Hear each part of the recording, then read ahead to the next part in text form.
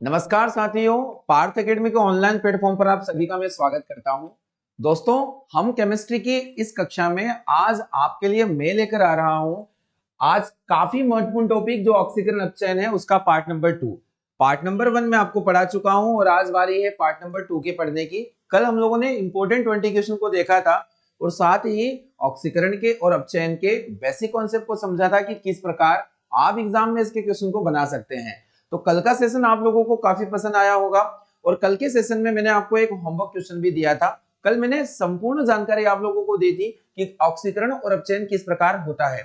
आज पार्ट 2 में मैं पढ़ाने वाला हूं इसके आगे की जानकारी। आज हम लोग कंप्लीट करेंगे इसके फिर 20 क्वेश्चंस जहां से एग्जाम्स बनना आप लोगों का तय होगा। तो दोस्तों, हम शुरुआत करते हैं आज के इस महत्वपूर्ण सेशन की। तो आप सबसे पहले कॉपी और पेन लेकर बैठ जाएं और कल के सेशन से हम लोगों ने जो होमवर्क क्वेश्चन निकाला था सबसे पहले हम उसका जवाब ढूंढ लेते हैं। तो कल के इस सेशन में आपके लिए जो क्वेश्चन आप छोड़ा गया था वो क्वेश्चन था किस प्रक्रिया में अपचयन शामिल है। आपको यहाँ पर 4 ऑप्शन दिए गए थे कि किस प्रक्रिया में अपचयन शामिल हो सकता है, आपको बताना था। पहला ऑप्शन दिया गया दहन, दूसरा ऑप्शन श्वसन, थर्ड ऑप्शन था प्रकाश संश्लेषण और चौथा ऑप्शन था यहाँ पर लोहे में जंग लगना यानी रस्टिंग ऑफ आयरन। काफी स्टूडेंट ने इस क्वेश्चन का आंसर मुझे रॉन्ग दिया है कमेंट बॉक्स में। देखिए, आज हम समझ लेते हैं कि जो यहाँ पर 4 ऑप्शन दिए गए हैं उनमें अपचयन कौन होगा। अगर हम लोग दहन को देखते हैं, देखिए दहन तभी संभव है जब यहाँ पर ऑक्सीजन जुड़ेगी यानी किसी प्रकार का जलना। ऑक्सीजन की प्रेजेंस में किसी पदार्थ का जलना दहन कहलाता है और दहन के लिए ऑक्सीजन मोस्ट इंपोर्टेंट रिक्वायर्ड है, इसलिए यहाँ दहन जो है वो एक ऑक्सीकरण प्रक्रिया हो जाएगी। पर यहाँ पर पूछा गया है अपचयन शामिल है। श्वसन को हम लोग देख लेते हैं। फोटोसिंथेसिस में ऑक्सीकरण और अपचयन दोनों संभव होता है, यानी वहां पर ऑक्सीकरण भी होता है और अपचयन भी होता है, तो इस प्रकार वो रेडॉक्स रिएक्शन हो जाएगी। और आयरन रस्टिंग ऑफ आयरन यानी लोहे में जंग लगना, यह भी एक प्रकार की रेडॉक्स रिएक्शन होती है क्योंकि यहाँ भी ऑक्सीकरण और अपचयन दोनों संभव होता है। अब हमारे पास बचता है श्वसन। श्वसन को हम लोग समझ लेते हैं। जब हम लोग श्वसन करते हैं तो कोशिका के अंदर जो खाना है या जैव अणु है जिसे हम लोग C6H12O6 के फॉर्म में जानते हैं, इसे हम लोग ग्लूकोज के नाम से जानते हैं, ग्लूकोज के नाम से जानेंगे। अब इस ग्लूकोज का क्या होता है, ऑक्सीजन की प्रेजेंस में दहन होगा, यानी ऑक्सीजन की प्रेजेंस में इस खाने का ऑक्सीकरण होता है। देखिए, मैंने आपसे कहा श्वसन यहाँ पर पूछा गया है कि श्वसन प्रक्रिया के दौरान कोशिका के अंदर जो ग्लूकोज अणु होता है वह ऑक्सीजन की प्रेजेंस में जलता है और यहाँ क्या बाय प्रोडक्ट के रूप में निकलेगा, तो प्रोडक्ट के रूप में यहाँ पानी और साथ में आपको 6CO2 रिलीज होता है और साथ ही साथ यहाँ पर उष्मा भी निकलती है, यानी काफी मात्रा में हीट इस क्रिया के अंदर निकलती है जो इसका रिजल्ट होता है। हम लोग यहाँ पर देखेंगे कि श्वसन की प्रक्रिया के अंदर जो कोशिकाओं में खाना उपस्थित था वह खाना ऑक्सीजन की प्रेजेंस में जलता है और पानी और कार्बन डाइऑक्साइड का निर्माण करता है और साथ में उष्मा या हीट निकलती है। तो हम लोगों ने देखा कि इस प्रक्रिया के अंदर भोज्य पदार्थों का ऑक्सीकरण हुआ और इस ऑक्सीकरण के फलस्वरूप जो उष्मा निकलती है वो हमें उत्सर्जित करनी होती है। तो आपको यहाँ पर ध्यान रखना है, जो श्वसन होती है वो श्वसन एक प्रकार की अपघटन अभिक्रिया होती है और साथ ही साथ यह एक प्रकार की उष्माक्षेपी अभिक्रिया भी होती है। इसमें हीट बाहर निकलती है, उष्मा बाहर निकलती है, इसलिए हम इस अभिक्रिया को क्या कहेंगे, उष्माक्षेपी अभिक्रिया के नाम से जानेंगे। तो दोस्तों, आप लोगों को समझ में आ गया होगा, इस प्रश्न का सही जवाब श्वसन होना है, न कि प्रकाश संश्लेषण। काफी स्टूडेंट ने मुझे कमेंट में लिखा था फोटोसिंथेसिस। तो डियर फोटोसिंथेसिस, यहाँ ऑक्सीडेशन और रिडक्शन एक प्रकार की रिडॉक्स रिएक्शन होगी और यहाँ पर सीधा आपसे पूछा गया था कि केवल और केवल अपचयन शामिल हो। सही जवाब इस प्रश्न का हो जाएगा ऑप्शन नंबर बी। तो दोस्तों, पार्ट 2 के पहले क्वेश्चन से हम लोग शुरुआत करते हैं। कॉपी और पेन लेकर बैठ जाइएगा और इन सभी क्वेश्चंस के कॉन्सेप्ट को आपको अपनी कॉपी में नोट करना है। तो पहला क्वेश्चन आज का हम लोग देखने वाले हैं। क्या कह रहा है पहला क्वेश्चन? पहला क्वेश्चन पूछा जा रहा है कि अपचयन की प्रक्रिया में क्या होता है, आप लोगों को बताना है। अपचयन जब होगा, रिडक्शन होगा, तो इस रिडक्शन की प्रोसेस में क्या होता है, रिडक्शन में क्या होता है। आप सभी को कल पढ़ाए गए रूल्स अच्छे से पता होंगे कि रिडक्शन में इलेक्ट्रॉन जो होंगे वो गेन किए जाते हैं, इलेक्ट्रॉन को ग्रहण किया जाता है। हाइड्रोजन को यहाँ पर अगर देखें तो हाइड्रोजन का निकलना ऑक्सीकरण होगा और हाइड्रोजन का जुड़ जाना क्या होगा, अपचयन होगा। तो अगर हम लोग देख रहे हैं हाइड्रोजन का निष्कासन, तो यहाँ ऑक्सीकरण हो जाता है। और अब पूछा गया कि अपचयन की प्रक्रिया में क्या होगा। अगर अपचयन को हम लोग देखें तो हाइड्रोजन का योग यानी हाइड्रोजन का जुड़ना। ऑप्शन नंबर 2 इस प्रश्न का बिल्कुल सही जवाब माना जाएगा। तो आपको समझ में आया होगा ये प्रश्न। देखिए यहाँ पर आप लोगों को सारे रूल्स पढ़ लेना है। 6 रूल मैंने आप लोगों को कल लिखवा दिए थे, उनसे बाहर आपका एग्जाम नहीं जाता है। हम लोगों ने देखा था कि हाइड्रोजन का जुड़ जाना ऑक्सीकरण है और हाइड्रोजन का निकल जाना अपचयन होगा। ऑप्शन नंबर 2 इस प्रश्न का सही जवाब होगा। क्वेश्चन नंबर 2 समझ लेते हैं कि साधारण ऑक्साइड जैसे H2O और Na2O में ऑक्सीजन की ऑक्सीकरण अवस्था क्या होती है। देखिए काफी शानदार प्रश्न है। ऑक्सीडेशन नंबर को लेकर भी इन टॉपिक से क्वेश्चन एग्जाम में देखने को मिलते हैं, जो आप लोगों को काफी अच्छे से समझना पड़ेंगे। तो यहाँ दो कंपाउंड आप लोगों को देके रखे हैं। एक तो दिया गया है यहाँ पर पानी H2O और एक और केमिकल कंपाउंड जिसमें हम लोगों ने सोडियम ऑक्साइड यहाँ पर देके रखा है Na2O। देखिए जब भी ऑक्सीडेशन स्टेज को हम लोगों को दिखाना है कि ऑक्सीजन यहाँ पर ऑक्सीजन की ऑक्सीडेशन स्टेज दिखाना है, तो अगर हम लोग हाइड्रोजन की बात करें तो +1 है और यहाँ पर हाइड्रोजन के 2 मॉलिक्यूल है। तो अगर इस हाइड्रोजन के 2 मॉलिक्यूल है तो यहाँ डेफिनेटली इस ऑक्सीजन ने क्या दिखाया होगा, -2 ऑक्सीडेशन स्टेज को दिखाया होगा। वही अगर हम लोग यहाँ पर समझे सोडियम को, सोडियम की अगर हम लोग बात करें तो सोडियम यहाँ पर +1 ऑक्सीडेशन के साथ होता है और 2 मॉलिक्यूल होने की वजह से यहाँ क्या होगा, इसको भी ऑक्सीजन को भी यहाँ पर -2 वैलेंसी के साथ में रखना पड़ेगा। तो दिए गए दोनों कंपाउंड में ऑक्सीजन की अगर ऑक्सीकरण संख्या को देखें तो -2 निकल कर आ रही है, यानी कि ऑप्शन नंबर ए इस प्रश्न का सही जवाब हो जाएगा।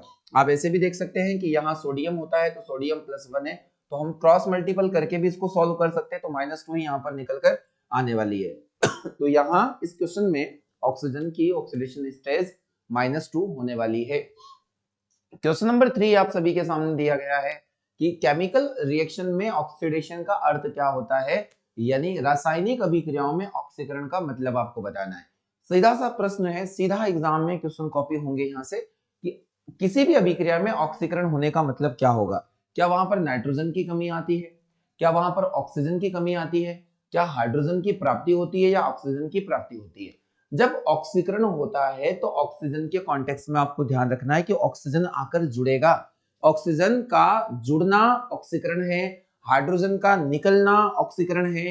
तो हम यहाँ पर देखेंगे नाइट्रोजन तो हमारे इस पॉइंट में रहेगा ही नहीं, ऑक्सीजन की कमी नहीं होगी, ऑक्सीजन की वृद्धि होगी। हाइड्रोजन की प्राप्ति नहीं होती है, हाइड्रोजन निकलता है, ऑक्सीजन की प्राप्ति होती है, यानी कि एडिशन ऑफ ऑक्सीजन होता है, ऑक्सीजन आकर जुड़ जाती है। उसी क्रिया को हम लोग कहते हैं ऑक्सीकरण प्रक्रिया। तो कल के सेशन से आज का सेशन आप लोगों को काफी इजी लगेगा क्योंकि आपने इसके बेसिक कॉन्सेप्ट को जान लिया है। हम लोग बढ़ने वाले हैं क्वेश्चन नंबर 4 की ओर। अगला क्वेश्चन एक रिएक्शन, आप लोगों को कुछ रिएक्शन देके रखी गई है और आप लोगों को यहाँ पर बताना है। क्वेश्चन पढ़ लेते हैं हम लोग कि इनमें से कौन सी अभिक्रिया ऑक्सीकरण अपचयन अभिक्रिया है। ऑक्सीकरण अपचयन अभिक्रिया का मतलब यहाँ पर आपसे पूछा गया कि कौन से रिएक्शन में रेडॉक्स रिएक्शन देखने को मिलेगी, यानी एक ही रिएक्शन में ऑक्सीकरण भी होगा और अपचयन भी होगा। तो आपको यहाँ पर बताना है। पहली रिएक्शन हम लोग पढ़ लेते हैं। देखिए ऑक्सीकरण अपचयन होता कब है अगर आप देखोगे यहाँ O2 का स्थानांतरण होना चाहिए। एक तरीका होगा कि हम लोग ट्रांसफर ऑफ ऑक्सीजन भी करवा सकते हैं, स्थानांतरण हो सकता है ऑक्सीजन का। जब ऑक्सीजन या तो कोई दान करे, ऑक्सीजन या कोई जुड़ेगा किसी में या ऑक्सीजन निकलेगा, तो भी ऑक्सीकरण और अपचयन हो सकता है। जैसे आपने पढ़ा होगा कि ऑक्सीकरण में ऑक्सीजन आकर जुड़ता है। ऑक्सीकरण तब हो सकता है जब ऑक्सीजन आके जुड़ जाए और रिडक्शन के अंदर ऑक्सीजन निकल जाता है। तो अगर ऑक्सीजन का ट्रांसफर हो रहा है, स्थानांतरण हो रहा है, आदान प्रदान हो रहा है, तो भी रिडॉक्स रिएक्शन संभव है। वही हमने हाइड्रोजन को भी देखा कि हाइड्रोजन का स्थानांतरण अगर किसी में हो रहा है तो भी ऑक्सीकरण और रिडक्शन संभव है। ऐसे हम लोग देख सकते हैं इलेक्ट्रॉन का स्थानांतरण, तो इलेक्ट्रॉन का स्थानांतरण भी होता है, तो ऑक्सीडेशन और रिडक्शन संभव हो सकता है। तो हम लोगों ने इन सभी बातों को बहुत ही अच्छे से समझ लिया। अगर O2 का स्थानांतरण हो रहा है, कहीं जुड़ रहा है या निकल रहा है, तो भी रेडॉक्स रिएक्शन हो सकती है। H2 का स्थानांतरण यानी ट्रांसफर ऑफ H2 हाइड्रोजन भी हो सकता है और ट्रांसफर ऑफ इलेक्ट्रॉन भी हो सकता है। चलिए तो इन सभी ऑप्शंस के साथ में हम लोग बना लेते हैं इस क्वेश्चन को। अगर हम लोग पहली रिएक्शन को यहाँ पर देखें तो मीथेन की क्रिया ऑक्सीजन से हो रही है और हम लोग यहाँ पर देख रहे हैं कि इस कार्बन के पास यहाँ पर आकर ऑक्सीजन आ चुका है और यह हाइड्रोजन निकल चुका है। आप लोग कहोगे कि सर इस मीथेन के अंदर ऑक्सीजन आकर जुड़ा यानी इसका ऑक्सीडेशन हुआ, यानी O2 का एक्सचेंजेशन हुआ, O2 का ट्रांसफर हुआ, हाइड्रोजन का भी ट्रांसफर हुआ, तो पहली रिएक्शन तो रेडॉक्स रिएक्शन होगी। यहाँ सही जवाब है। तो यहाँ पूछा गया है नहीं है, हम लोगों को नहीं आंसर बताना है। ऑप्शन नंबर 2 देख लेते हैं कि यहाँ पर दिया गया है आयरन ऑक्साइड यानी Fe2O3 हेमेटाइट का फार्मूला दिया गया है, जिसको कार्बन से हमें रिएक्ट करवाना है। तो आप लोग देखोगे कि इस Fe के पास से ऑक्सीजन निकलकर कार्बन में जुड़ गया, यानी यहाँ पर O2 का स्थानांतरण हुआ, ऑक्सीजन का स्थानांतरण हुआ, और ऑक्सीजन अगर स्थानांतरित हो रही है तो हम लोगों ने देखा रेडॉक्स रिएक्शन संभव है, यानी ऑप्शन नंबर 2 भी हमारे लिए सही जवाब हो जाएगा। हमें यहाँ पर बताना है कि कौन रिएक्शन नहीं है। और रिएक्शन नंबर 3 को आप ध्यानपूर्वक समझ सकते हैं। दिया गया है यहाँ पर कि कॉपर ऑक्साइड है CuO, इसे अमोनिया से हम क्रिया करवा रहे हैं। तो यहाँ जब आप प्रोडक्ट देखोगे तो कॉपर अकेला रह गया, यानी यहाँ से ऑक्सीजन रिमूव हो गया और ऑक्सीजन का ट्रांसफर हुआ होगा कहाँ पर, यहाँ नाइट्रोजन भी निकल गया और हाइड्रोजन निकल गया, और यहाँ ये ऑक्सीजन हाइड्रोजन के साथ जुड़ गया। यानी कहीं ना कहीं आपको देखने को मिल रहा है या तो हाइड्रोजन का या ऑक्सीजन का ट्रांसफर हो रहा है, और जब किसी का ट्रांसफर होता है तो यहाँ रेडॉक्स रिएक्शन संभव होगी। हमारे लिए थर्ड ऑप्शन भी सही होगा। अगर हम लोग फोर्थ ऑप्शन को देखें तो फोर्थ ऑप्शन में कैल्शियम के पास में ऑक्सीजन और हाइड्रोजन है, और यदि हम यहाँ पर भी कैल्शियम के पास देखें तो ऑक्सीजन और हाइड्रोजन देखने को मिल रहा है। वही अगर हम लोग यहाँ एसिडिक एसिड को देखें तो कार्बन हाइड्रोजन यानी यहाँ पर आप देखोगे तो ऑक्सीजन और हाइड्रोजन का कोई एक्सीडेंशन नहीं हो रहा है, कोई ट्रांसफर नहीं हो रहा है, इसलिए हमारा फोर्थ ऑप्शन जो है पूर्णतः रॉन्ग हो जाने वाला है कि इसमें ऑक्सीकरण और अपचयन अभिक्रियाएं नहीं हो रही है। सही जवाब इस प्रश्न का फोर्थ हो जाएगा। काफी कम विद्यार्थी इन्हें कर पाएंगे। इस प्रकार के क्वेश्चन यूनिक क्वेश्चन होते हैं जिन्हें समझ में नहीं आते हैं, आपको ध्यान रखना है। अगला क्वेश्चन काफी इजी क्वेश्चन आप सभी के सामने आ रहा है कि FeO में आयरन की ऑक्सीडेशन संख्या क्या है, आपको बताना है। आयरन ऑक्साइड दिया है FeO में, आयरन की ऑक्सीडेशन नंबर आप लोगों को बताना है। ऑक्सीकरण संख्या को लेकर काफी क्वेश्चन एग्जाम में पूछे जाते हैं। चलिए इस प्रश्न का जल्दी से मुझे जवाब दीजिएगा। देखिए अगर हमें ऑक्सीडेशन नंबर निकालना है तो काफी इजी ये क्वेश्चन बनेगा। अगर हमें लिखना है FeO, अगर ऑक्सीजन का हम लोग अगर ऑक्सीडेशन स्ट्रेस देखें तो यहाँ पर -2 के साथ में है, अगर ये -2 के साथ में है तो डेफिनेटली ये +2 के साथ में होगा। केमिकल बॉन्डिंग बराबर इलेक्ट्रॉनों का साझा करके होता है, बराबर इलेक्ट्रॉनों को आदान या प्रदान करके होता है। तो आपको ध्यान रखना है कि यदि Fe ने 2 इलेक्ट्रॉन को डोनेट किया होगा तभी 2 इलेक्ट्रॉन ऑक्सीजन ने ग्रहण किए होंगे। तो यहाँ जो Fe ऑक्सीडेशन स्टेज दिखा रहा है वो दिखा रहा है +2, तो यहाँ शो करेगा +2। पर डियर स्टूडेंट आप लोगों ने यहाँ पर देखा होगा कि आयरन और O2 यहाँ पर दिया गया है, तो FeO को हम लोग प्रॉपर वे में सॉल्व करेंगे। अगर हम लोगों ने जल्दबाजी में +2 आंसर लगा दिया तो +2 ऑप्शन नंबर ए पर दिया गया है। आपको प्रॉपर वे में इनका ऑक्सीडेशन नंबर निकालना पड़ेगा कि इस वाले फॉर्मूले में यदि मैं इसी फॉर्मूले को Fe2O3 लिखता हूं या Fe3O4 लिखता हूं तो यहाँ ऑक्सीडेशन नंबर क्या होंगे। तो यहाँ हम देखेंगे जल्दबाजी में हमें +2 नहीं लगाना है। काफी बच्चे यही गलती करते हैं कि ऑक्सीजन की -2 है तो Fe भी यहाँ पर +2 दिखाएगा। इसे हम लोग प्रॉपर वे में शो करते हैं। देखिए हमें Fe का ऑक्सीडेशन नंबर निकालना है। Fe का ऑक्सीडेशन नंबर निकालना है, मैं इसे X कंसीडर करूंगा, और आप सभी को पता है कि यहाँ जो O होता है ये क्या शो करता है, तो जो ऑक्सीजन होता है ये शो करता है -2, तो -2 हम लोग यहाँ पर यूज करेंगे। अब आप बराबर यहाँ इक्वल 0 लगा दीजिएगा। फिर हम लोग देखेंगे कि यहाँ पर जो -2 है ये x -2 हो जाएगा, प्लस माइनस माइनस हो जाएगा बराबर 0, और x की जो वैलेंसी यहाँ पर आ जाएगी वो +2 आ जाएगी। तो आप लोगों के लिए सही जवाब इस तरीके से आपको निकालना पड़ेगा कि आपको प्रॉपर वे में चीजों को सॉल्व करना है। जब सॉल्व करोगे जो आंसर आएगा वही आपका करेक्ट आंसर होगा, यानी +2 हमारा यहाँ पर सही जवाब हुआ। इसे हम लोग डायरेक्टली भी लगा सकते थे, पर आपको एक बार सॉल्व करके जरूर देखना है। चलिए इस प्रश्न का सही जवाब होगा ऑप्शन नंबर ए यानी +2। अगला क्वेश्चन देख लेते हैं। क्वेश्चन दिया गया है, क्वेश्चन नंबर 6 है।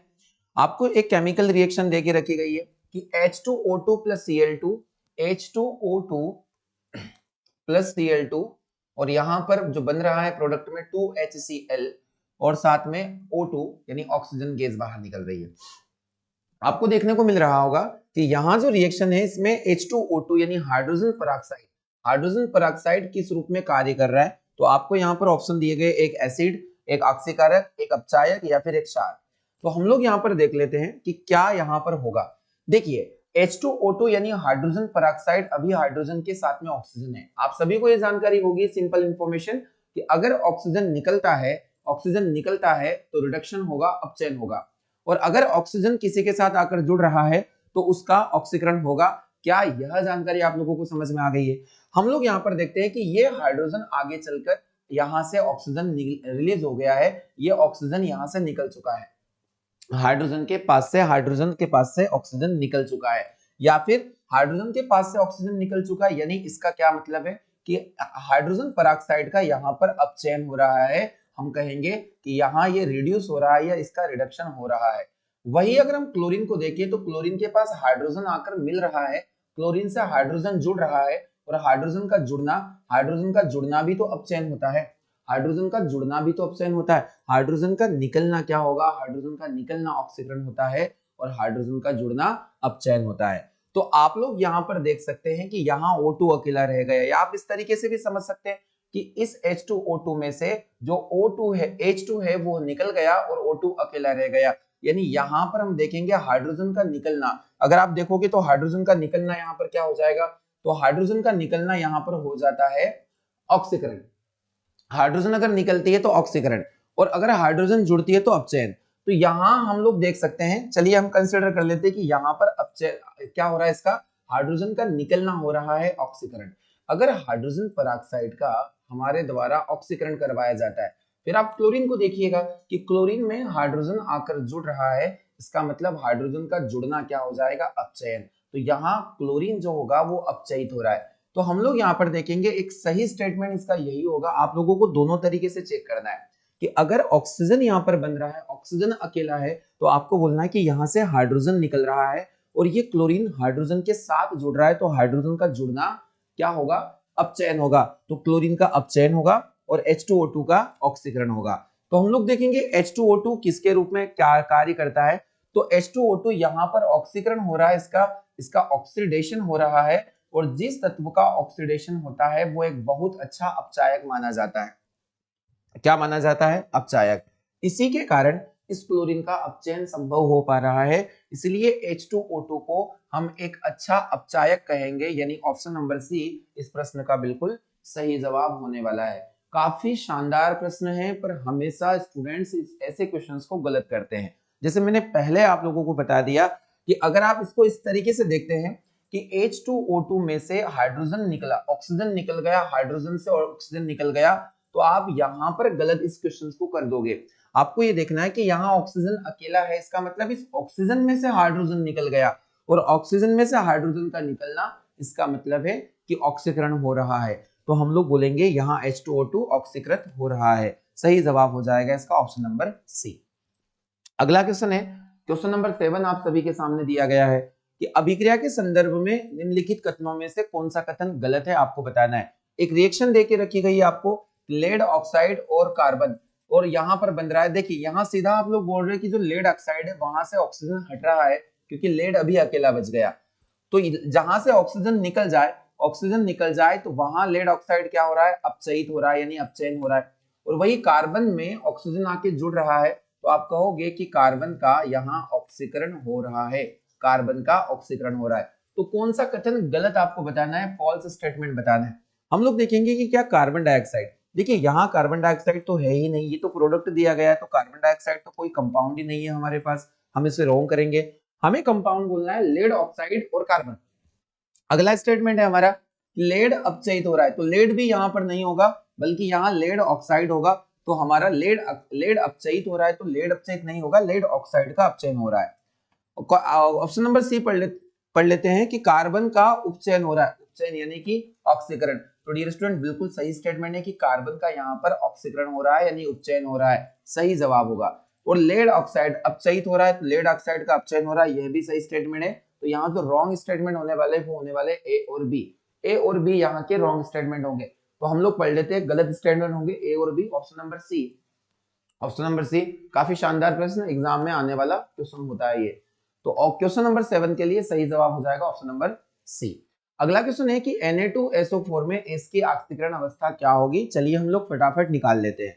आपको ऑक्सीडेशन नंबर को लेकर काफी क्वेश्चन एग्जाम में पूछे जाते हैं। Na2SO4 में यानी कि सोडियम सल्फेट के अंदर, सोडियम सल्फेट के अंदर यहाँ पर सल्फर की ऑक्सीकरण संख्या क्या होगी, तो हम इसे x मान लेंगे। आपको पता है कि सोडियम +1 शो करता है और यहाँ इंटू 2 होगा तो हम लोग इंटू 2 भी यहाँ पर कर देंगे, इंटू 2 भी यहाँ पर हम करेंगे। यहाँ पर 2 नाइट्रोजन 2 सोडियम है ना, तो 2 सोडियम के लिए हम लोग इंटू 2 करके सोडियम का जो ऑक्सीडेशन नंबर है +1 यहाँ हम लोग लिखने वाले हैं, प्लस करके जो सल्फर हम लोगों को फाइंड आउट करना है, टू बी फाइंड आउट, इसे हम लोग x कंसीडर करेंगे, प्लस ऑक्सीजन यहाँ पर 4 है और ऑक्सीजन का जो वैलेंसी होता है वो -2 होता है, बराबर में 0। अगर किसी प्रकार का आयन इसके पावर में होता तो हम यहाँ पर बराबर 0 नहीं रखते, उस आयन को हम लोग यहाँ पर लिख देते हैं। चलिए इसे हम लोग सॉल्व कर लेते हैं। जब इसे हम सॉल्व करेंगे 2 1 जा 2 हो जाएगा, प्लस x, यहाँ 4 2 जा 8 और प्लस माइनस माइनस हो जाएगा, यानी कि -8 इज इक्वल टू 0। जब हम -8 प्लस 2 करेंगे तो यहाँ पर -6 रिमेन होगा और -6 रिमेन हो जाएगा बराबर 0, और x का वैल्यू जब -6 उधर जाएगा तो यह हो जाएगा +6, यानी x की वैल्यू यहाँ पर क्या आने वाली है +6। यहाँ पर जो सल्फर है उसकी वैलेंसी +6 शो हो रही है, यानी ऑप्शन नंबर ए इस प्रश्न का सही जवाब होने वाला है। तो इस प्रकार से आपको ऑक्सीडेशन नंबर निकालना है जो काफी महत्वपूर्ण होते हैं। क्वेश्चन नंबर 9 है, एक और क्वेश्चन आप लोगों को यहाँ पर दिया गया है, एक कंपाउंड्स दिया गया है, यहाँ पर दिया गया है पोटेशियम और निकल के साथ में साइनाइड यहाँ पर जुड़ा हुआ है, और होल 4th हम लोग लगा देंगे। मैं आपको बताना है कि निकल का ऑक्सीडेशन नंबर कितना होगा। डियर, इस प्रकार के क्वेश्चन है, आप लोगों को बताना है। चलिए इसको हम लोग समझ लेते हैं। देखिए पोटेशियम यहाँ पर हो जाता है +1, पोटेशियम +1 हो जाएगा। निकल अगर हम लोग देखें तो निकल का हम लोगों को फाइंड आउट करना है, हम लोग x मान लेते हैं। जो साइनाइड ग्रुप होता है साइनाइड का, और साइनाइड का जो वैलेंसी होता है यहाँ पर हम लोग देखेंगे तो -1 साइनाइड का वैलेंसी होता है। चलिए मैं इसको करेक्ट कर देता हूँ। यहाँ हम लोगों ने देखा कि x हम लोगों ने कंसिडर किया निकल को कंसिडर किया, +4 इंटू यहाँ पर हम लोग क्या यूज करेंगे साइनाइड, जो -1 होता है, ये हम लोगों ने -1 यहाँ पर यूज किया। जब हम इसे सॉल्व करेंगे तो ये +1 इंटू एक्स, ये प्लस माइनस क्या हो जाएगा 4 1 जा 4, यानी -4 हो जाएगा। आप लोगों को ये ध्यान से समझना है, -4 हो जाएगा। अब यहाँ पर बराबर में हम लोग यूज करेंगे 0, बराबर में यहाँ पर आ जाएगा 0। अब आप -4 में से यहाँ +1 करोगे, -4 में से +1 करोगे तो क्या बचेगा -3, और -3 जब बराबर के इधर जाएगा तो आपका +3 हो जाएगा, -3 यहाँ। चलिए इसमें कुछ मिस्टेक्स हो गई है, हम लोग इसको फिर से देख लेते हैं। पोटेशियम यहाँ पर है और पोटेशियम इनटू हम लोग अगर करेंगे, चलिए यहाँ पर +4 आएगा क्योंकि ये इनटू के साथ में रहेगा, ये इनटू के साथ में रहेगा। तो आप लोगों को यहाँ पर ध्यान रखना है, एक वेरी इंपॉर्टेंट कॉन्सेप्ट यहाँ पर बनेगा, ये इनटू के साथ रहेगा तो आप इसे यहाँ भी इनटू ही करोगे, तो ये आ जाएगा आपके पास 4 × 4, और ये उधर जाएगा तो x का जो वैलेंसी हो जाएगा ये आपका +4 हो जाने वाला है। तो यहाँ पर जो x की वैलेंसी या फिर निकल की वैलेंसी है कितनी बताई गई है +4, तो यहाँ सही जवाब हो जाएगा इसका ऑप्शन नंबर बी। ठीक है, तो आप लोगों के लिए काफी शानदार क्वेश्चन था जो हमेशा एग्जाम्स में बन सकता है। साइनाइड यानी 4 दिया गया है, 4 साइनाइड का ध्यान रखना है आपको, -1 ऑक्सीडेशन नंबर होता है, यानी -1 वैलेंसी इसकी होती है। तो हम लोग 4 का इंटू -1 में करेंगे तो ये -4 ही आएगा, आपको ध्यान रखना है। तो इसका सही जवाब हो जाएगा +4। क्वेश्चन नंबर 10 देख लेते हैं जल्दी से। अगला क्वेश्चन है आप सभी के सामने कि ऑक्सीकारक एक पदार्थ होता है जो, ऑक्सीकारक का मतलब होगा जो किसी का ऑक्सीकरण करवा दे, यानी जिसका रिडक्शन होता है वही ऑक्सीकारक पदार्थ माना जाता है। तो ऑक्सीकारक कौन होगा, तो हम लोग देखेंगे कि एक दिए गए पदार्थ में मूल तत्व के ऑक्सीकरण अंक को बढ़ाना। यहाँ पर बोला गया है कि क्या ऑक्सीकारक किसी तत्व के ऑक्सीकरण संख्या को बढ़ा देता है। ऑक्सीकारक यानी कि रिड्यूसिंग ऑक्सीडाइजिंग एजेंट, जो जिसका रिडक्शन होता है, तो क्या यह ऑक्सीकरण संख्या को बढ़ा देता है, क्या यह ऑक्सीकरण अंकों को घटा देता है, क्या खुद ऑक्सीकृत हो जाता है या इलेक्ट्रॉन को खो देता है। देखिए ध्यान पूर्वक आप लोगों को देखना है। मान लीजिए ए और बी में 2 एलिमेंट लेता हूं, यहाँ पर ये एक जिसका अपचयन होने वाला एलिमेंट है और यहाँ ए वो पदार्थ जो ऑक्सीकरण होने वाला एलिमेंट है।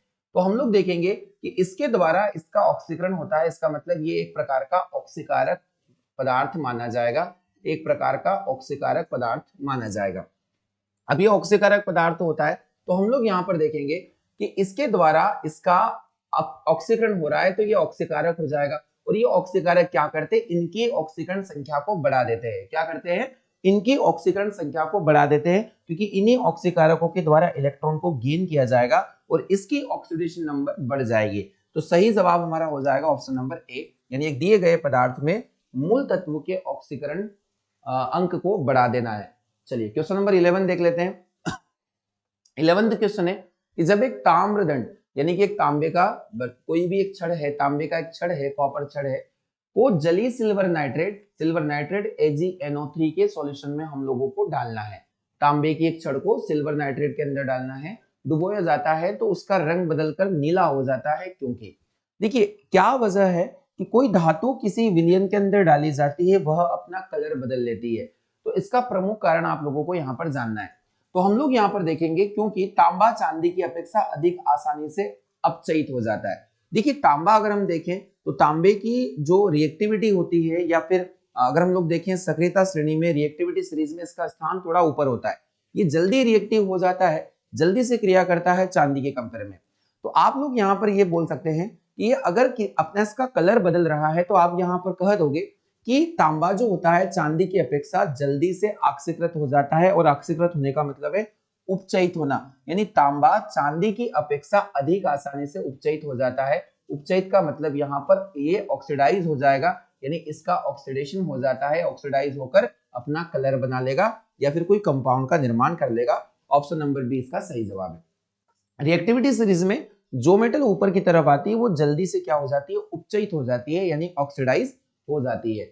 क्वेश्चन नंबर 12 है, इनमें से किस अभिक्रिया के लिए या निम्नलिखित अभिक्रिया के लिए ऑक्सीकरण एजेंट का चयन कीजिए। ऑक्सीडाइजिंग एजेंट कौन होता है, इस ऑक्सीडाइजिंग एजेंट को हम लोगों को समझना है। तो यहाँ दिया गया H2S और I2 आयोडीन, तो यहाँ 2I बना, और ये देखिए यहाँ पर हम लोग समझेंगे कि H2S यानी हाइड्रोजन और सल्फर, तो यहाँ से सल्फर बाहर हो रहा है, और हम लोग देखेंगे कि जो I2 है, तो आप लोगों को देखना है कि ऑक्सीकरण एजेंट का आपको चयन करना है।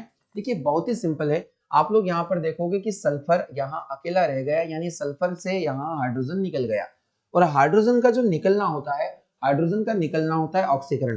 तो यहाँ आप देखोगे कि जो हाइड्रोजन सल्फाइड गैस है उसका क्या हो रहा है, ऑक्सीकरण हो रहा है, ऑक्सीकरण हो रहा है। वही अगर हम देखें कि आयोडीन में हाइड्रोजन आकर मिल रहा है, यानी यहाँ आयोडीन क्या हो रहा है, अपचयित हो रहा है, इसका अपचयन हो रहा है, रिडक्शन, और ये ऑक्सीडेशन। आपको बताना है ऑक्सीडाइजिंग एजेंट यानी ऑक्सीकरण एजेंट कौन होता है, जो ऑक्सीकरण करवाता है। तो ऑक्सीडेशन जिसका अपचयन होता है वही ऑक्सीडेशन ऑक्सीकरण एजेंट हो जाएगा, ऑक्सीडाइजिंग एजेंट हो जाएगा। इसका मतलब यहाँ जो आयोडीन है वही ऑक्सीकरण एजेंट का काम करेगा। तो सही जवाब हो जाएगा इसका ऑप्शन नंबर बी। और अगर पूछा जाए कि रिड्यूसिंग एजेंट कौन है, तो H2S गैस यहाँ पर रिड्यूसिंग गैस मानी जाएगी। सही जवाब हो जाएगा इसका बी। एक और रिएक्शन देके रखिए कि कॉपर सल्फेट प्लस Mg, तो यहां पर बन रहा है MgSO4 प्लस Cu। उपरोक्त अभिक्रिया में Mg क्या है, आपको बताना है कि क्या ये एक अपचायक है यानी कि रिड्यूसिंग एजेंट, कर्मक यानी एजेंट, वही विलायक कर्मक हो जाएगा, उत्प्रेरक हो जाएगा, या फिर ये ऑक्सीडाइजिंग एजेंट, इसे हम लोग कैटलिस्ट के नाम से भी जानते हैं।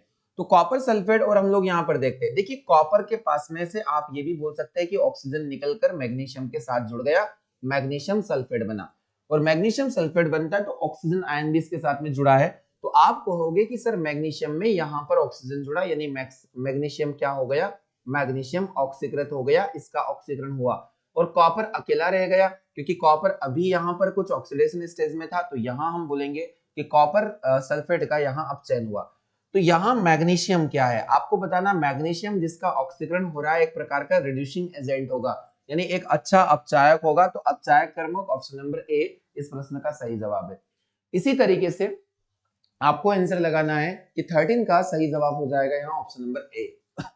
14 क्वेश्चन कि दी गई अभिक्रियाओं में अपचायक के रूप में कौन काम करेगा, आपको बताना है कि यहाँ रिड्यूसिंग एजेंट कौन होगा, रिड्यूसिंग एजेंट कौन होगा जो रिडक्शन करवा देगा। तो अपचायक के रूप में कौन काम करेगा, Fe2O3 प्लस 3CO। तो यहाँ पर बन रहा है, आप लोग यहाँ पर एक रिएक्शन यहाँ लगा दीजिएगा बीच में एरो, 2Fe प्लस 3CO2। आप यहाँ पर देखोगे कि आयरन, चलिए मैं इसको पूरा कंप्लीट तरीके से लिख देता हूँ, Fe2O3 plus 3CO carbon monoxide, और यहाँ जो प्रोडक्ट आप लोगों को मिल रहा है Fe, और यहाँ बनेगा 3CO2। ध्यानपूर्वक आप लोगों को समझना है कि इस रिएक्शन में आप लोग देख रहे हो कि यहाँ आयरन से यानी कि आयरन से लोहे से ऑक्सीजन निकल गया और आयरन अकेला रह गया। और ऑक्सीजन का निकलना क्या होगा, ऑक्सीजन का निकलना होगा अपचयन, यानी यहाँ आयरन ऑक्साइड या फिर जो Fe2O3 दे के रखा है उसका रिडक्शन हो रहा है। वही आप देखोगे कि यहाँ कार्बन के साथ अभी एक ऑक्सीजन जुड़ा हुआ था और यहाँ ऑक्सीजन की संख्या में वृद्धि हो गई, यानी ऑक्सीजन का जुड़ जाना क्या होगा, ऑक्सीकरण होगा। तो यहाँ इसका ऑक्सीकरण हो रहा है। तो आपके लिए पूछा गया कि अपचायक, देखिए अपचायक होता है जिसका ऑक्सीकरण होता है, वो बहुत अच्छा अपचायक माना जाता है। तो यहाँ Fe2O3 एक अच्छा अपचायक माना जाएगा इस रिएक्शन में, ऑप्शन नंबर सी। उम्मीद है आप लोगों को काफी अच्छे से ये क्वेश्चन समझ में आ रहे हैं। चलिए बढ़ते हैं क्वेश्चन नंबर 15 की ओर। आभूषणों के धूमिल होने का एक उदाहरण है, यानी जितनी भी ज्वेलरी होती है वो अपना कलर चेंज कर लेती है या फिर धुंधली हो जाती है, धूमिल हो जाती है। इसका प्रमुख कारण क्या है? जितनी भी आभूषण होती है आप लोगों को ध्यान रखना है, ज्वेलरी ये लंबे समय तक अगर रहे, जैसे चांदी का काला होना, तो आप लोगों ने ये सभी पढ़ा होगा। तांबे का हरापन आप लोगों ने पढ़ा होगा, तांबे में कालापन आप लोगों ने पढ़ा होगा। इन सभी का प्रमुख कारण होता है कि यह ऑक्सीजन से क्रिया करके अपने ऑक्साइड का निर्माण करती है, और जब ऑक्सीजन इनके अंदर जुड़ेगी तो ऑक्सीकरण अभिक्रिया ही होगी। तो जब कोई मेटल या फिर कोई भी ज्वेलरी आभूषण होते हैं जब धूमिल हो जाते हैं, इसका मतलब है कि वो ऑक्सीडाइज हो रहा है, यानी कि ऑक्सीकरण हो रहा है। तो इस प्रक्रिया को हम ऑक्सीकरण प्रक्रिया के या अभिक्रिया के नाम से ही जानेंगे। क्वेश्चन नंबर 16 है, पूछा गया है कि दी गई अभिक्रिया में किस पदार्थ का ऑक्सीकरण होता है, आपको बताना है। यहाँ ऑप्शन दिए गए हैं, कॉपर, कॉपर और ऑक्सीजन, केवल ऑक्सीजन या केवल कॉपर, केवल ऑक्सीजन और केवल ऑक्साइड, कॉपर ऑक्साइड। तो आपको बताना है कि किस पदार्थ का ऑक्सीकरण यहाँ पर होता है। सही जवाब हम लोग देख रहे हैं। देखिए ऑक्सीकरण यहाँ पर हम देखेंगे कि कॉपर जो है ऑक्सीजन के साथ जुड़ रहा है, यानी कॉपर में ऑक्सीजन जुड़ रहा है, तो कॉपर का यहाँ पर ऑक्सीकरण हो रहा है। तो आप लोग कहोगे तांबा और ऑक्सीजन का नहीं, ऑक्सीजन यहाँ पर जुड़ रहा है तो तांबे का, केवल तांबे का ऑक्सीकरण होगा। तो केवल कॉपर हम लोग लगाएंगे, ऑप्शन नंबर बी इस प्रश्न का बिल्कुल सही जवाब होगा। बहुत ही सिंपल प्रश्न था। अगला क्वेश्चन देख लेते हैं, किसकी क्रिया द्वारा सल्फर में सल्फाइड आयन का निर्माण होगा। देखिए सल्फर में सल्फाइड आयन कब बनेगा, जब सल्फर इलेक्ट्रॉन को गेन करेगा। अगर हम लोग देखें तो सल्फर का जो केमिकल सिंबल है वो है S, और सल्फाइड आयन पर -2 आ जाता है। ये 2 इलेक्ट्रॉन माइनस के क्यों आए, क्योंकि इस सल्फर ने 2 इलेक्ट्रॉन को गेन किया होगा, और गेन करने के बाद यह S-2 बन गया। इसका मतलब ये सल्फर होगा, सल्फाइड आयन में बना क्योंकि इसने इलेक्ट्रॉन को गेन किया, यानी इलेक्ट्रॉन का इसको लाभ हुआ है। तो हम लोग यहाँ पर देख रहे हैं जहां इलेक्ट्रॉन जुड़ते हैं, जहां इलेक्ट्रॉन ग्रहण किए जाते हैं, उसे हम लोग अपचयन अभिक्रिया के नाम से जानते हैं, रिडक्शन के नाम से जानेंगे। और जहां इलेक्ट्रॉन का त्याग हो उसे हम लोग ऑक्सीडेशन रिएक्शन के नाम से जानते हैं। तो क्वेश्चन नंबर 17 का सही जवाब हो जाएगा डी। अगला क्वेश्चन है 18 क्वेश्चन की ऑक्जेलिक एसिड H2C2O4 में कार्बन की ऑक्सीकरण संख्या आप लोगों को बताना है। जल्दी से हम लोग देख लेते हैं, आज के सेशन में 2 या 3 प्रश्न हैं जो ऑक्सीडेशन नंबर को फाइंड आउट करने को लेकर यहाँ पर दिए गए। आपसे बोला गया कि ऑक्जेलिक एसिड में कार्बन की ऑक्सीकरण संख्या कैसे निकालेंगे, यानी यहाँ पर आपको कार्बन की ऑक्सीडेशन संख्या निकालना है। हाइड्रोजन आप सभी को पता होगा, तो यहाँ हो जाएगा 2 × +1, 2 × +1, और यहाँ हम लोग 2 × x है, इसको हम लोग कंसिडर करेंगे क्योंकि यहाँ पर 2 कार्बन के एटम है, प्लस हम लोग करेंगे 4 - 2, यानी ऑक्सीजन यहाँ पर जो है -2 रखेगा, इज इक्वल टू 0। जब हम इसको सॉल्व करते हैं तो 2 × 1 = 2 यहाँ पर हो जाएगा, प्लस 2x माइनस हो जाएगा। यहाँ पर हम लोग देखेंगे, ध्यान पूर्वक आप लोगों को समझना है क्योंकि हमें लगता है कि यह भी सही होगा, पर आपको ऑक्सीडेशन इस प्रकार से करवाना है। तो यहाँ हम देखेंगे कि जब 4 × -2 करेंगे तो ये 4 × 2 = 8 हो जाएगा, और ये -8 हो जाएगा, इज इक्वल टू 0। आपको ध्यान से समझना है।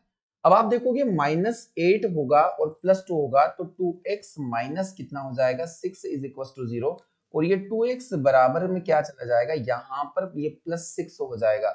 आपको ध्यान से समझना है, और ये +6 हो जाएगा। अगर हम इसको 2 को ले जाएंगे तो ये 2 यहाँ इस 6 को डिवाइड करेगा, और कितने टाइम डिवाइड करेगा, +3 टाइम, यानी x का वैल्यू यहाँ पर कितना आ जाने वाला है, आपका +3। सही जवाब इस प्रश्न का हो जाने वाला है +3।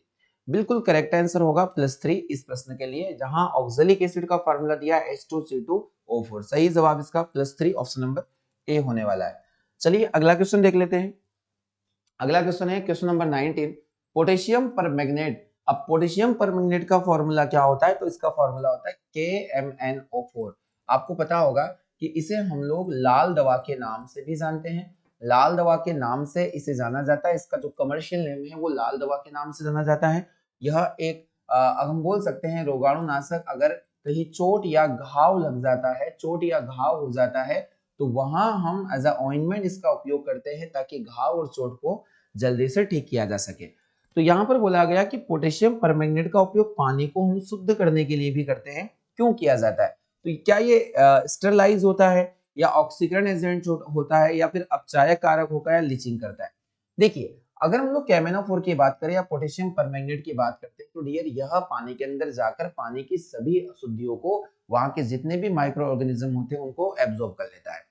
अब ये एब्जॉर्ब करने का जो नेचर होता है ये इसी वजह से आता है क्योंकि ये एक बहुत ही अच्छा, ये क्या करवाता है कि अन्य जो पदार्थ पानी के अंदर घुले होते हैं, जैसे कई प्रकार की धातुएं घुली है, उनको ये ऑक्सीकरण करवा देगा, उन्हें ये ऑक्सीडाइज करवा देगा। यदि खुद क्या है, ये खुद का अपचयन होगा परंतु यह दूसरों को ऑक्सीडाइज करवा देता है। तो आपको देखना है कि यहाँ एक बहुत अच्छा क्या होने वाला है, यह एक ऑक्सीडाइजिंग एजेंट होने वाला है। तो आप बोलोगे कि जो KMnO4 है वो एक बहुत अच्छा ऑक्सीडाइजिंग एजेंट होने वाला है, और ऑक्सीडाइजिंग एजेंट होने की वजह से यह पानी को बहुत ही सरलता से शुद्ध कर सकता है। बहुत ही महत्वपूर्ण क्वेश्चन है, एग्जाम में पूछा जाने वाला है। लाल दवा किसे कहते हैं? पोटेशियम परमैंगनेट को। आज के सेशन का अंतिम प्रश्न है जो आप सभी को होमवर्क के लिए यहाँ से मैं देकर जा रहा हूँ। क्वेश्चन है आपका कि जंग लगी लोहे की कील का भार क्या होगा? कि जब रस्टिंग से वो क्लियर हो गई है कि रस्टिंग यहाँ लग चुकी है, तो उस कील का भार क्या होगा? बिना जंग लगी उसी कील के भार से कम होगा, बिना जंग लगी उसी कील के भार से अधिक होगा, या बिना जंग लगी उसी कील के भार के बराबर होगा, या इनमें से कोई नहीं। काफी शानदार प्रश्न है, रस्टिंग को लेकर इस प्रकार के क्वेश्चन देखने को मिलेंगे।